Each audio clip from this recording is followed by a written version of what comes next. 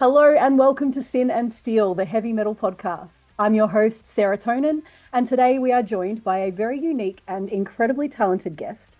From Faroe Islands, we have Eivor.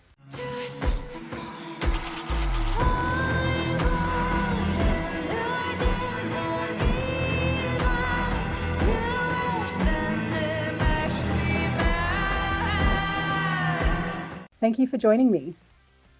Thank you for having me.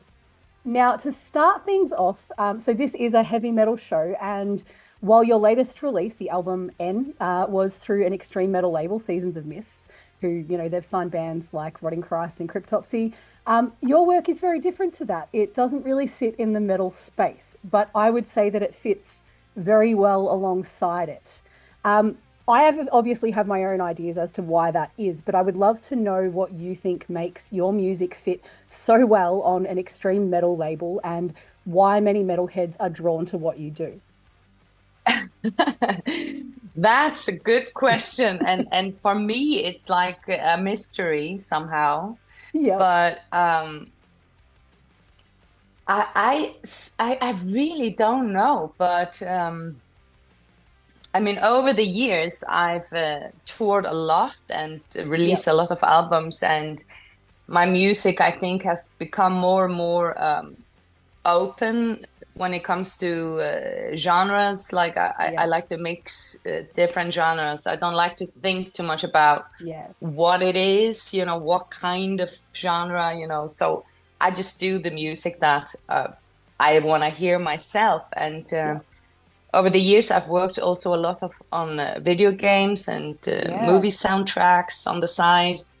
And I think that has kind of drawn very different types of audiences to my shows. I see metalheads, I see gothic people, I see children and grandmothers, everything.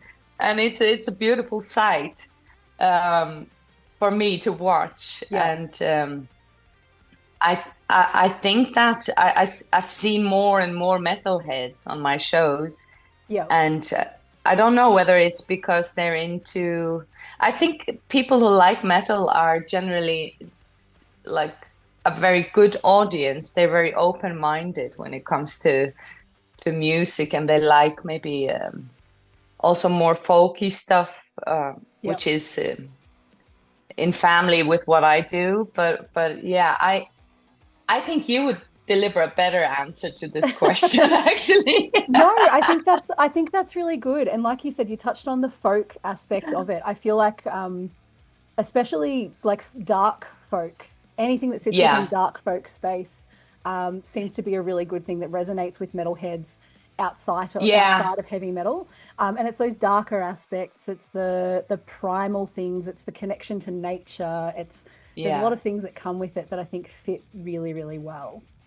Yeah, which are things that I, very much relate to. And I've always been drawn to, quite dark sounding music. I like the mysteriousness and in the dark sounding stuff. And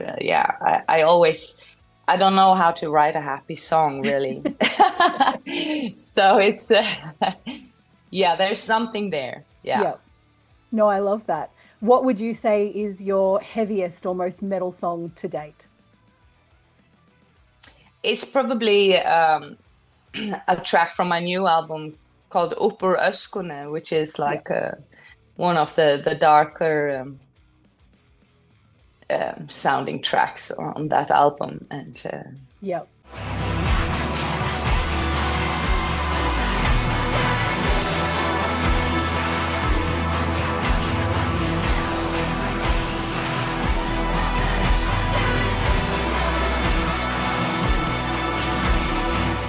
but yeah, hard to say. I have quite a few ones, especially on the new album, I think. Yeah, no, I would agree there. I think that's there's a lot that kind of touch into those heavier aspects, and they have some of those heavier kind of vocals as well, which work really well.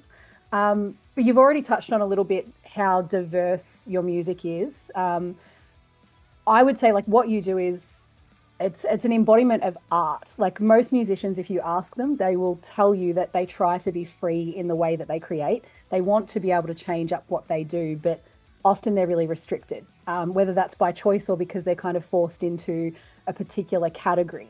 But what Mm. you do feels truly free and just so expressive.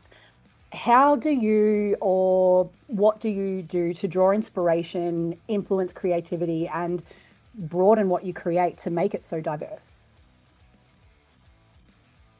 Yeah, that's I mean, for me, when I create, especially as I have kind of matured in my creativity and as an artist, a musician, I it's become more and more important for me to feel completely free Yep. when I create, and I'm trying to just be as honest as I can to myself and to my audience. So every time I create a new album, it feels like going on an unknown journey, and I try to just create what I'm longing to hear myself. Um, Yep. and that's like the basic of it. And I create the music that I'm longing to hear. And I don't want to be like stuck in any certain category or box that kind of just completely blocks me out. I Yep. have to feel free when I create, and that's a decision I made a long time ago. That was the route that I had to take as an Yeah. artist in order to survive inside, you know. Yeah. That's why I've always released my stuff independently the past, Yep. 10 years. And yeah, it's just a very important aspect to me. And I feel inspired by so many things, like, um, you know, uh, my roots in traditional Faroese music, but Yep. also like I'm influenced by a ton of things. I Yeah. studied classical music Yep. for many years in Iceland, and I love the heavier sounding music, rock and metal and Yep. electronica. There are so many elements that then find their way into my creations. So it's like a journey, and the music I create is just uh, somehow a result of my journey, I guess. That's fantastic. And yeah, what you create is wonderful. You can really hear those classical influences as well. I think they're very strong within all of your work, but especially in that latest album, they're very Yeah, strong.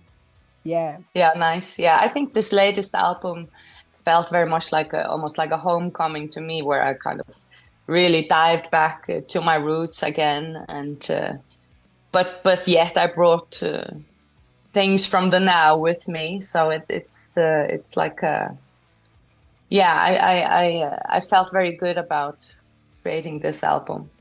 I had a Has- strong need to do it. Yeah. Has there been anything? So you've previously you did a lot of stuff independently. You've obviously gone through a label now. Has that made any difference, or how have you navigated that to make sure that you still maintain that freedom that you need? Yeah, I mean, my plan wasn't to go on any label anytime soon, because I felt I was fine with the way it was. But then I met the guys from Seasons of Mist, and we really got along really well. Yep. And they were interested in releasing this album that I had already finished, and I could sense a passion, and they would give me, all my creative freedom. And I thought, well, actually, it would be lovely to have a team with me now on my journey, which has can get a bit lonely sometimes when you have to do everything yourself. So I'm very, very happy about our collaboration, and Yeah. to have them by my side. And they're extremely passionate people who just love music. So yeah, That's great. It sounds like it kind that of is great. fell into place really well. Yeah, I think so. Now, I know It's a you good also fit. worked with your partner, who is a composer. Yes. What's it like working with him, and how much influence does he have on the composition of your music as well? Yeah, we work a lot together on songwriting and production, especially. Um, he comes from a more classical orientated world where he's a classical composer, Yep. and his own stuff is more contemporary classical stuff, and my music is more like yeah, something else for sure. Yeah.